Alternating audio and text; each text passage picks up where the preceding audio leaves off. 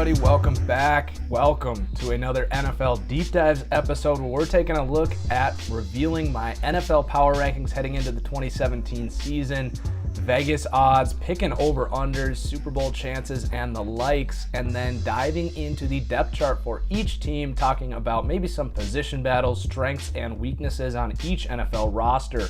So today we have the Los Angeles Chargers being revealed at 13th in my power rankings, which is way higher than most people are going to have this team. ESPN and NFL have them way down at 25. But I am putting my foot down. I am not going to let popular opinion sway what I saw from this team on film last season. This was a very good football team last year that just didn't translate to wins on the field. They lost a ton of close games, and then the injuries. This team was by a large margin the most injured team in the NFL last year. I keep saying in these videos that returning healthy starters is the number one sign of positive regression, and the Chargers are the number one prime most example of that.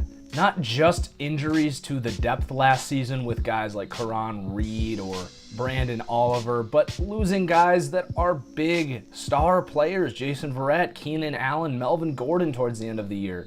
This team on paper is locked and loaded and ready to go. That said, the only reason they don't come in the top 10, frankly, is because of the adversity that this team's gonna have to face. Not just having to deal with this move. If you watched the All or Nothing series with the Rams, you can really tell the toll that this kind of a move takes on a franchise. So they do not have that going for them. The soccer stadium thing is weird. It's hard to imagine them going on a big run, playing in a soccer stadium with like 27,000 people. They're not going to have a home field advantage, at least in terms of crowd noise. But even worse than that, they've got this division.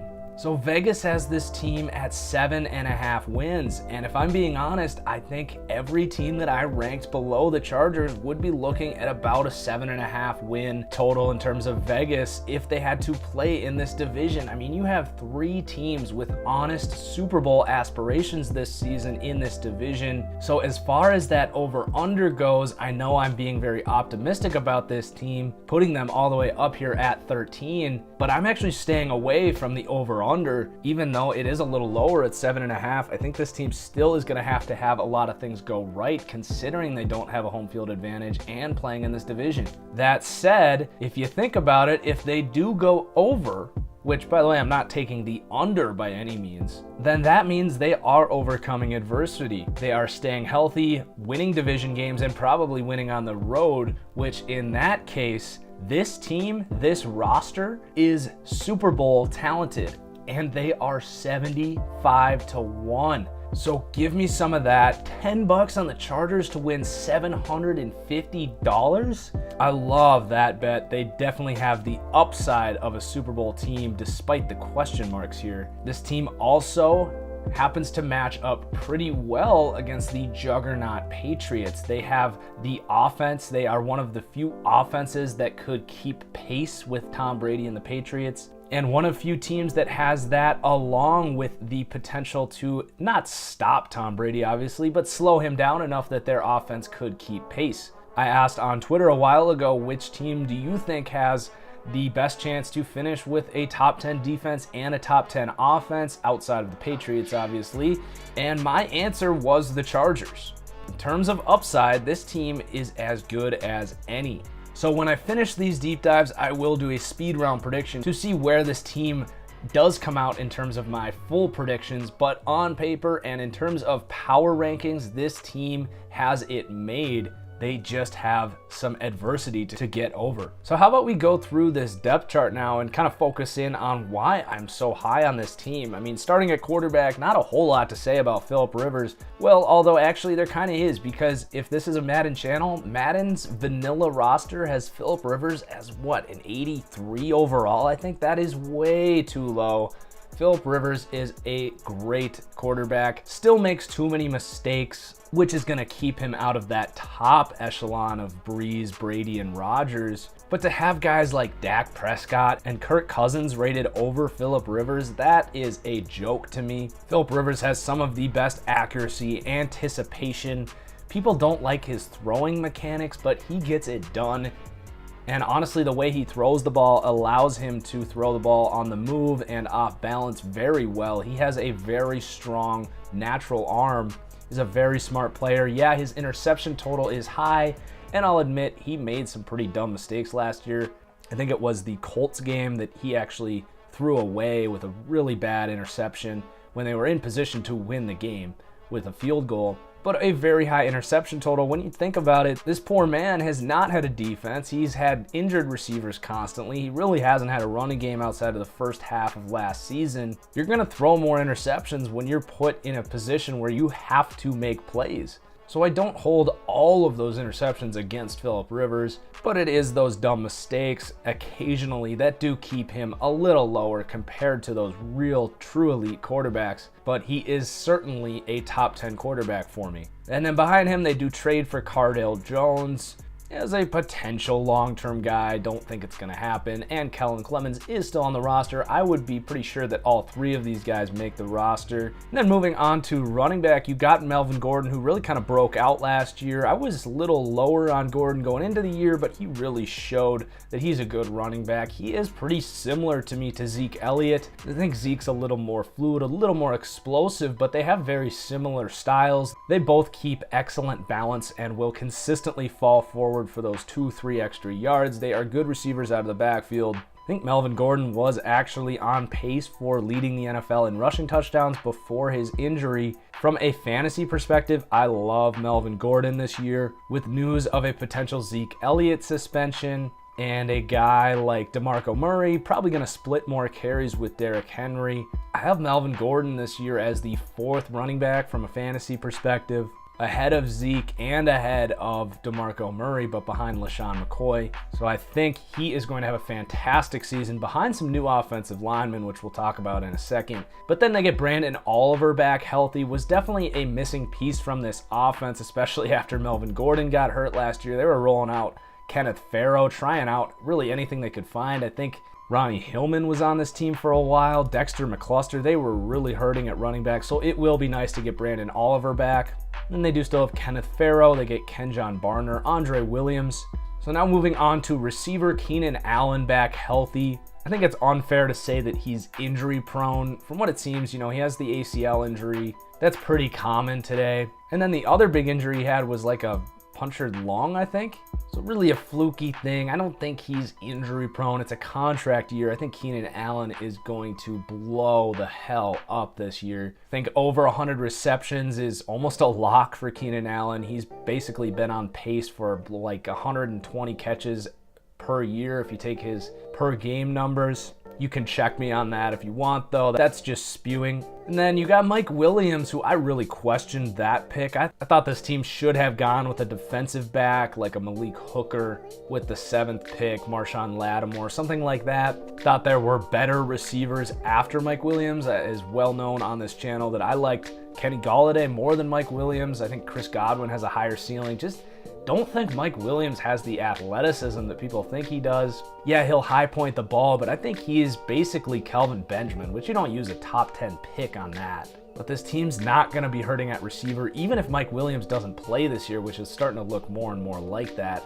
He is really starting to scream bust early on in his career. He does have the benefit of playing with Phillip Rivers if he can get healthy. Regardless, you got Travis Benjamin in the slot, Tyrell Williams, who is a much better athlete than Mike Williams, a guy that really should not squander this opportunity to be the number 2 receiver while Mike Williams recovers. I think Tyrell Williams is in position to really break out. And then Dontrell Inman there as well, a very solid wide receiver 3, I would say, but he's like the 4th, maybe 5th on this team. So really loaded at receiver.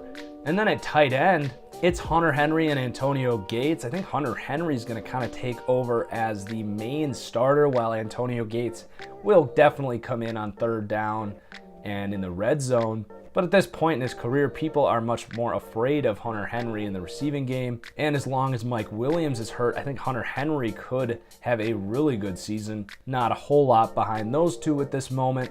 And then this offensive line that looks to be much improved. They signed Russell Okung, who was iffy in Denver, but still a average level starting left tackle. I mean, it's not easy to find those left tackles that I talked about. I think in the Panthers deep dive, maybe the hardest position in football to find is a tackle these days. So they quote unquote overpay for Okung, but is gonna be better than what they had there last year. Then right now on Our Lads, they are actually listing Matt Slauson as the left guard. I don't know what to think of that. He was pretty solid at center last year. And then they draft Dan Feeney and Forrest Lamp, two of the best guards in this class. Forrest Lamp might have been the best lineman in this class. So they're going to start mauling people up front. They got Joe Barksdale still starting at right tackle. And then some guys like Kenny Wiggins, Max Turek, Spencer Pulley, Sam Tevy, a 6th-round pick this year. All these guys are going to compete, but I think it is going to be those first 5 guys that I mentioned, and it will be an improved group. It's not a great group, but as long as these rookie guards are good, man, this offense is going to be in full force when healthy. No doubt in my mind that it is a top 10 offense. You got the running game. You obviously have the passing game. So a big reason why I'm so fired up about this Chargers team this year. And then going on to the defensive side of the ball, this is where you start to see some holes, but you also see why there's that upside for a top 10 defense. And it all starts with the pass rush, which is a critical part of having a top 10 defense. You've got to get after the quarterback. I don't care who your secondary players are. If you can't get after the quarterback and make him uncomfortable, you are going to get picked apart.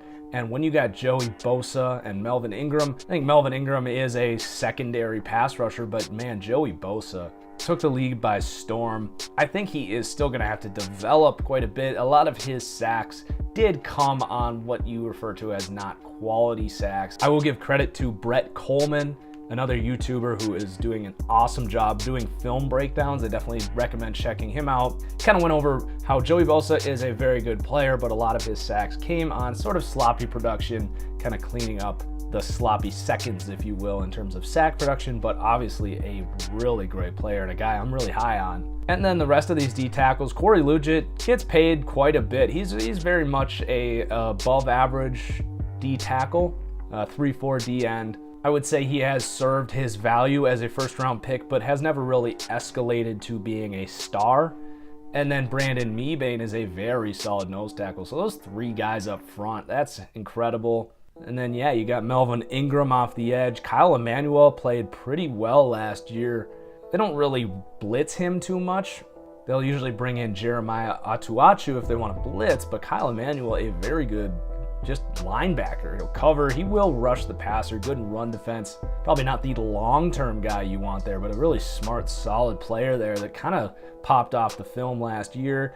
Denzel Perriman got hurt last year. Really good inside linebacker, phenomenal in run defense. You got Jatavis Brown, who really emerged last year as a 5th-round rookie, totally a freak athlete. Corey Toomer played well, and chances he got. You got Joshua Perry. You got like 4 freak athlete middle linebackers here. A ton of potential in this linebacking group.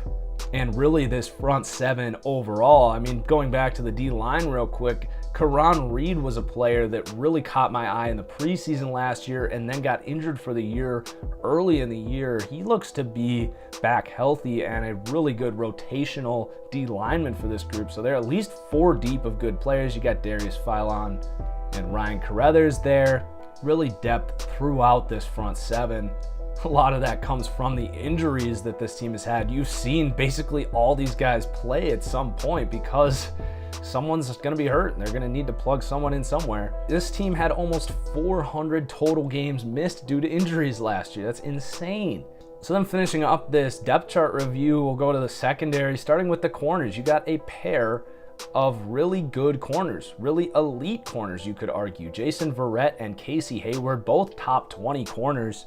Jason Verrett missed all of last season, the theme of this deep dive. So you're going to pair a couple of really good corners, and then they draft one of my favorite players, one of my favorite steals in the draft in Desmond King to be the nickel corner. nickel safety, whatever. He's going to be playing a lot, and you're going to have 3 really good corners on the field paired with that really good pass rush in Melvin Gordon and Joey Bosa. Boy, you cannot help but wonder how this team is not going to have a good defense.